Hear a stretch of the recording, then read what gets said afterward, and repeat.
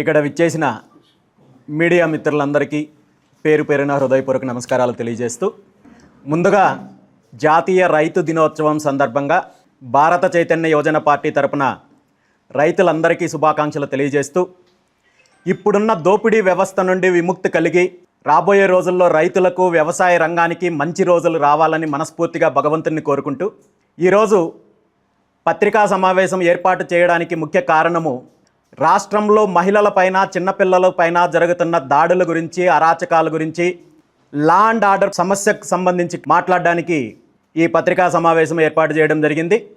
గతంలో వైఎస్ జగన్మోహన్ రెడ్డి గారి ప్రభుత్వంలో జరిగిన అనేక అంశాల్లో, ముఖ్యంగా జగన్మోహన్ రెడ్డి గారు ప్రభుత్వాన్ని ప్రజలు ఇంటికి పంపించడానికి కారణమైన ప్రధాన అంశాల్లో మహిళలపైన జరిగిన దాడులు కావచ్చు, లా అండ్ ఆర్డర్ ప్రాబ్లం కావచ్చు, ఇవి కూడా ప్రధానమైనవి.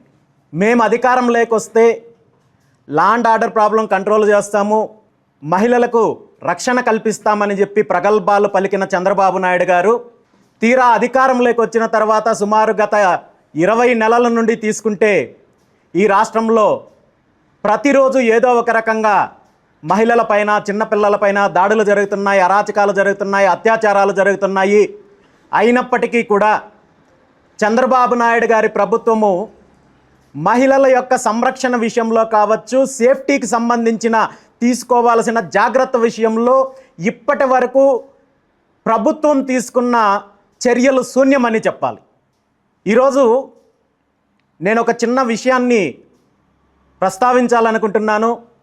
మామూలుగా అయితే దీని గురించి నేను మాట్లాడకూడదు అనుకున్నప్పటికీ కూడా రాష్ట్రంలో పరిస్థితులు ఎలా ఉన్నాయో, శాంతి భద్రతలు ఎలా ఉన్నాయో, పోలీస్ వ్యవస్థని ఏ విధంగా దుర్వినియోగం చేస్తోందో ప్రభుత్వము ఈ రాష్ట్రానికి, రాష్ట్ర ప్రజలకు తెలియాల్సిన అవసరం ఉంది. కాబట్టి నేను ఈ విషయాన్ని ప్రస్తావిస్తున్నాను. 2 రోజుల క్రితము నేను ఒక ప్రైవేట్ ఫంక్షన్కి వెళ్తే నాతో పాటు మా అమ్మాయి వాళ్ళ క్లాస్మేట్స్ కూడా ఆ కార్యక్రమానికే హాజరయ్యి సాయంత్రము తిరుగు ప్రయాణంలో ఉంటే మా అమ్మాయితో పాటు కొంతమంది ఆడబిడ్డలు వస్తున్న కారును ఒక ఆకతాయి అటకాయించి సుమారు 10 కిలోమీటర్లు వెంబడించి మరి పుంగనూరు దరిదాపులకు వచ్చిన తర్వాత ఓవర్టేక్ చేసి ముందుకొచ్చి కారు నాపి మా డ్రైవరు, ఆ కారు డ్రైవ్ చేస్తున్న డ్రైవర్ ఎవరైతే ఉన్నారో ఆ అబ్బాయి అయ్యప్ప స్వామి మాలలో ఉంటే కూడా దుర్భాషలాడుతూ ఆడపిల్లల్ని బెదిరించే ప్రయత్నం జరిగింది. ఆ తర్వాత చుట్టుపక్కల ఉన్న స్థానికులు వచ్చి అక్కడ సర్ది చెప్పి ఇంటికి పంపిస్తే, ఇంటికి వచ్చిన తర్వాత ఈ విషయం నాకు తెలియజేశారు. తెలియజేసిన వెంటనే నేను పోలీస్ స్టేషన్కి వెళ్ళి దీనికి సంబంధించి ఫిర్యాదు చేయమని చెప్పడం జరిగింది. ఫిర్యాదు చేసిన తర్వాత ఎవరైతే అక్కడ ఇబ్బంది పెట్టాడో ఆ అబ్బాయిని, దాంతోపాటు నా స్టాఫు వీళ్ళందరినీ కూడా స్టేషన్కి పిలిపించి ఇద్దరికి సర్ది చెప్పి పంపించడం జరిగింది. పంపించిన తర్వాత కూడా ఆ అబ్బాయి మళ్ళీ నాకు సంబంధించిన సిబ్బందిని దారి మధ్యలో అటకాయించి గొడవకు దిగడము, ఆ గొడవలో తోపులాటలు జరగడము జరిగింది. ఆ సమస్య అక్కడితో సద్దుమునిగింది అనుకుంటున్న సమయంలో దీన్ని జిల్లా ఎస్పీ గారు టేకప్ చేశారు. మామూలుగా అయితే ఇది రోడ్డు మీద జరిగిన గొడవ, ఒక చిన్న ట్రాఫిక్ కానిస్టేబుల్ డీల్ చేయగలిగే సమస్యని ఏకంగా చిత్తూరు జిల్లా ఎస్పీ గారు దీన్ని టేకప్ చేసి స్థానిక పోలీస్ అధికారులకు వెంటనే నా స్టాఫు, డ్రైవరు ఎవరైతే ఉన్నారో వీళ్ళందరినీ కూడా అదుపులోకి తీసుకోవాలి, వీళ్ళ మీద చర్యలు తీసుకోవాలని చెప్పి ఆదేశాలు ఇవ్వడం జరిగింది. ఆడబిడ్డలు ఉంటున్న కారుని వెంబడించి అడ్డగించి అక్కడ ఇబ్బంది పెట్టాలని చూసిన వ్యక్తి పైన ఎటువంటి చర్యలు తీసుకోలేదు. కనీసము వీళ్ళు ఇచ్చిన కంప్లైంట్ని ఎఫ్ఐఆర్ రిజిస్టర్ చేయలేదు, ఆ అబ్బాయిని అరెస్ట్ చేసే ప్రయత్నం చేయలేదు. కానీ రివర్స్లో నా సిబ్బందిని, నా డ్రైవర్ని ఇబ్బంది పెట్టే కార్యక్రమం చేశారు.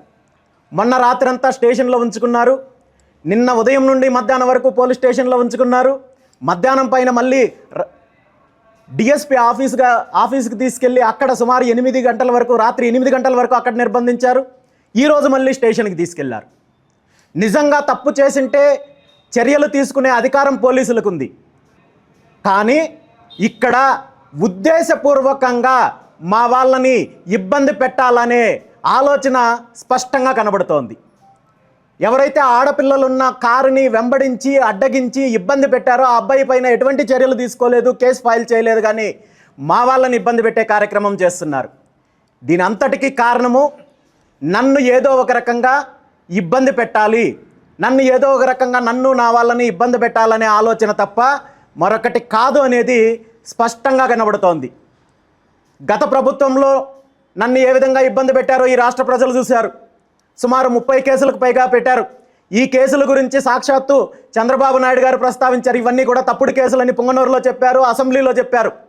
వీళ్ళు అధికారంలోకి వచ్చిన తర్వాత నన్ను వెంబడించి మరి ఏ కార్యక్రమానికి వెళ్ళినా ఏదో ఒక రకంగా అడ్డుకొని తప్పుడు కేసులు పెట్టే ప్రయత్నం చేస్తున్నారు. ఇప్పటికీ ఈ 20 నెలల కాలంలో సుమారు 16-17 అక్రమ కేసులు పెట్టారు.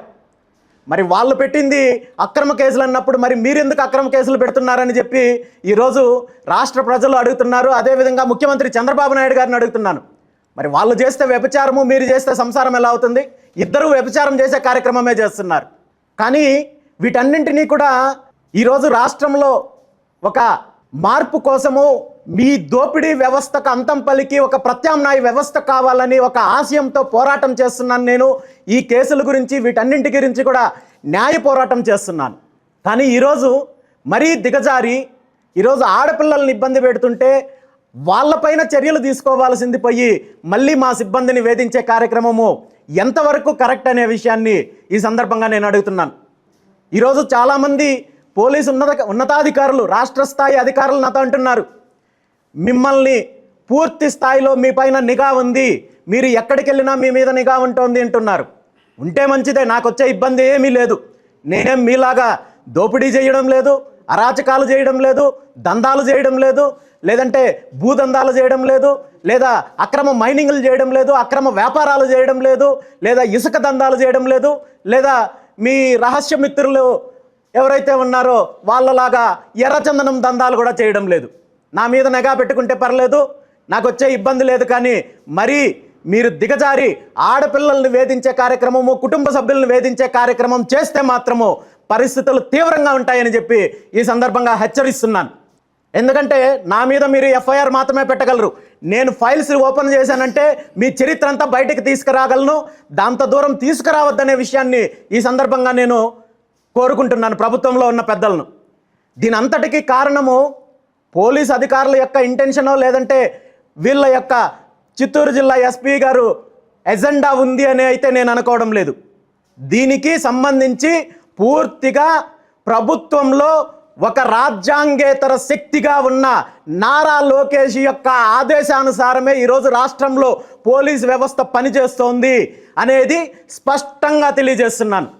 ఎందుకంటే పేరుకి ఈరోజు హోంమంత్రిత్వ శాఖ ఒక మహిళ, దళిత మహిళ అనితా గారి చేతిలో ఉన్నప్పటికీ కూడా, ఆన్ రికార్డ్స్ హోంశాఖ మంత్రి అనితా గారు అయినప్పటికీ కూడా ఆ విషయము పేపర్లో రావడానికో లేదంటే ప్రజలు చెప్పుకోవడానికో లేదంటే హోంశాఖలో ఉన్న కింద స్థాయి సిబ్బందికి ఆ విధంగా అనిపిస్తుందేమో, కానీ జిల్లా స్థాయి అధికారులకు, రీజనల్ స్థాయి అధికారులకు, రాష్ట్ర స్థాయి అధికారులకు అందరికీ తెలుసు ఈ రాష్ట్రంలో హోంశాఖని అనధికారికంగా నిర్వహిస్తున్నది ముఖ్యమంత్రి గారి పుత్రరత్నం నారా లోకేష్ అనే విషయం. ఈరోజు రాష్ట్రంలో అనేక రకాలుగా మహిళలపైన దాడులు జరుగుతున్నాయి. ఈరోజు లా అండ్ ఆర్డర్ ప్రాబ్లం ఉంటుంది. పోలీసు వ్యవస్థను సక్రమంగా పనిచేసుకోనివ్వకుండా ఈరోజు ప్రతిరోజు జిల్లా స్థాయి అధికారులకు నారా లోకేష్ ఆఫీస్ నుండి నోట్ ఫైల్ పంపించే కార్యక్రమము, అదేవిధంగా జిల్లా స్థాయి అధికారులకు నేరుగా నారా లోకేష్ ఆఫీస్ నుండి ఇన్స్ట్రక్షన్స్ వచ్చే కార్యక్రమం జరుగుతోందంటే ఈ హక్కు మీకు ఎవరిచ్చారని చెప్పి అడుగుతున్నాను. రాజ్యాంగేతర శక్తి అని ఎందుకంటున్నానంటే నారా లోకేష్ గారు రాజ్యాంగం ప్రకారం విద్యాశాఖ మంత్రిగా ప్రమాణ స్వీకారం చేశారు. హోంశాఖ మంత్రిత్వానికి కానీ హోంశాఖకు కానీ ఎటువంటి సంబంధం లేదు. అతను ముఖ్యమంత్రి కొడుకైనంత మాత్రాన ఇదేమి రాజరిక వ్యవస్థ కాదు, ఇది ప్రజాస్వామ్య వ్యవస్థ. ప్రజాస్వామ్య వ్యవస్థలో ఎవరి బాధ్యతలు, ఎవరి ఉద్యోగాలు, ఎవరి విధులు వాళ్ళు నిర్వహించాలి తప్ప మీరు ముఖ్యమంత్రి కొడుకైనంత మాత్రాన ప్రతి శాఖలో నేను వేలు పెడతాను, హోంశాఖ నా కంట్రోల్లో ఉంటుంది, రెవెన్యూ శాఖ నా కంట్రోల్లో ఉంటుంది, లేదంటే పారిశ్రామిక శాఖ నా కంట్రోల్లో ఉంటుంది, అన్ని విధాలుగా నేను ఏదో యువరాజు అనే రకంగా మీరు ఆలోచన చేస్తే మాత్రము పరిస్థితులు తీవ్రంగా ఉంటాయని చెప్పి ఈ సందర్భంగా తెలియజేస్తున్నాను.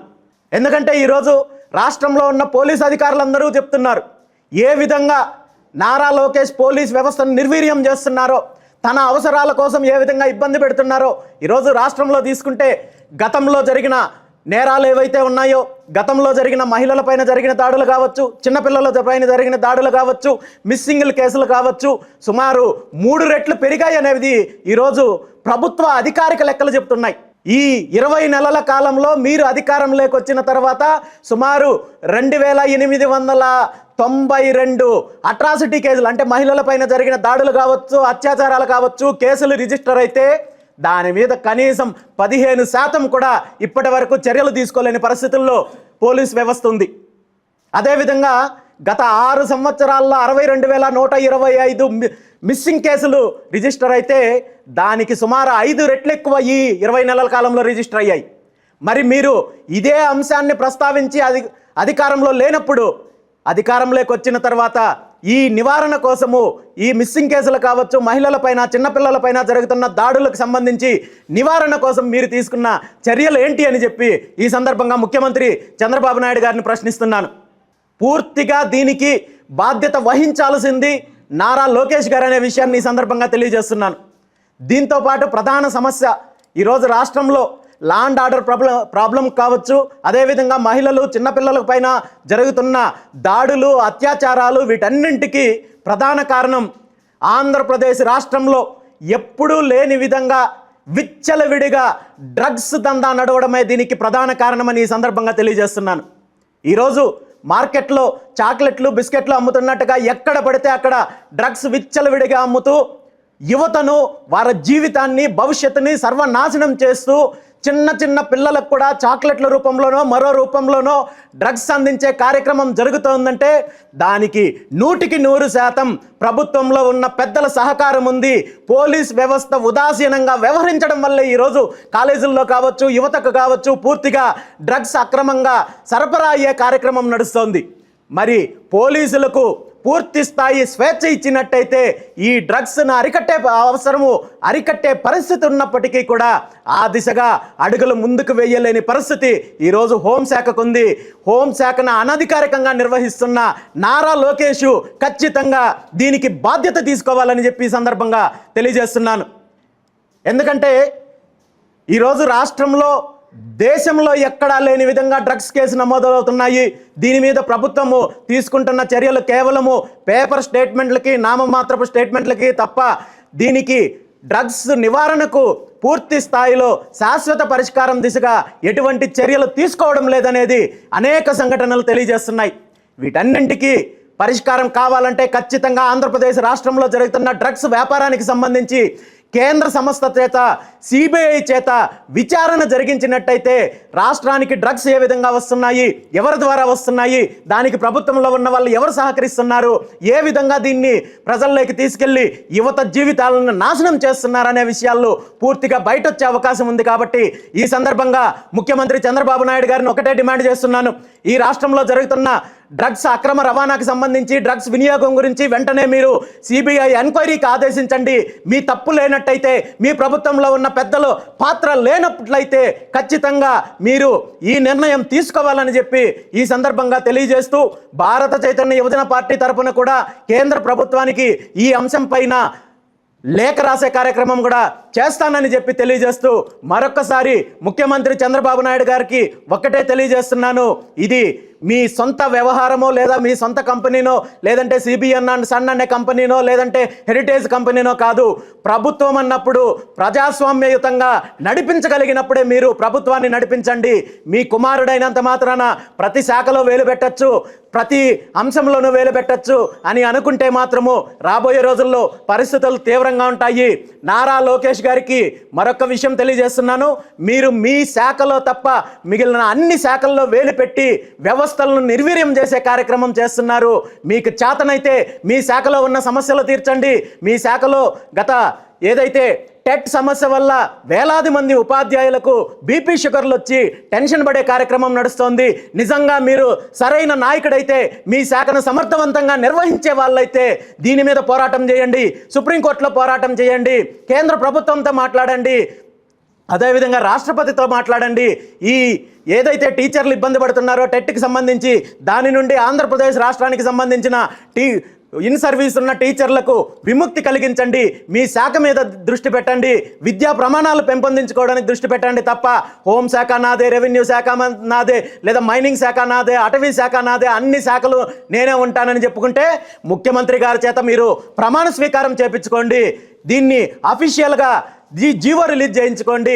గవర్నర్ గారి దగ్గరికి తీసుకెళ్ళి నా పుత్రరత్నం అన్ని శాఖలకి మంత్రి ఇతనే అని చెప్పి ప్రమాణ స్వీకారం చేయించుకోండి తప్ప రాజ్యాంగానికి విరుద్ధంగా, ప్రజాస్వామ్యానికి విరుద్ధంగా ఈరోజు పరిపాలన కొనసాగిస్తే మాత్రం రాబోయే రోజుల్లో పరిస్థితులు తీవ్రంగా ఉంటాయని చెప్పి ఈ సందర్భంగా తెలియజేస్తూ సెలవు తీసుకుంటున్నాను. Thank you very much.